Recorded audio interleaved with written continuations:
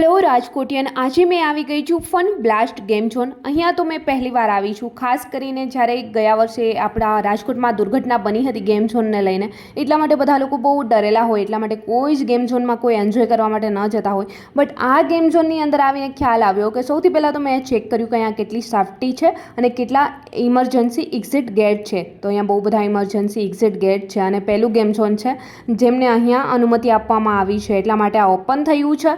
અને સૌથી પહેલાં જઈશું અંદર. મને કોઈ જ ગેમનું કોઈ જ નોલેજ નથી કે કઈ ગેમ છે, કઈ રીતે રમી શકાય, બટ જોઈને અંદ આવી રહ્યો છે કે એક કરતાં એક સુપર ગેમ છે. ચલો જઈશું અંદર અને બીજી કઈ કઈ ગેમ અંદર આવેલી છે જોઈશું. તમે ક્યારે અહીંયા આવ્યા છો કે નહીં, કમેન્ટ સેક્શનમાં કમેન્ટ્સ કરીને જણાવો. અહીંયા મળી ગઈ હતી મારી ફ્રેન્ડ, સૌથી પહેલાં એમને હગ કરી, એમને મળી, મને ખૂબ જ ખુશી થઈ છે.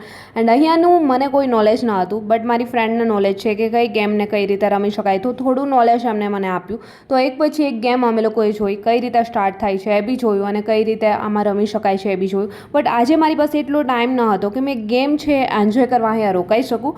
બટ નેક્સ્ટ ટાઈમ જરૂર છે અમે ટાઈમ લઈને અહીંયા આવીશું આ ગેમ ઝોનની અંદર. તમે ક્યારે નથી આવ્યા તો એકવાર જરૂર વિઝિટ કરજો અને એન્જોય કરવા માટે રાજકોટનું ફન બ્લાસ્ટ ગેમ ઝોન એકવાર જરૂર આવજો.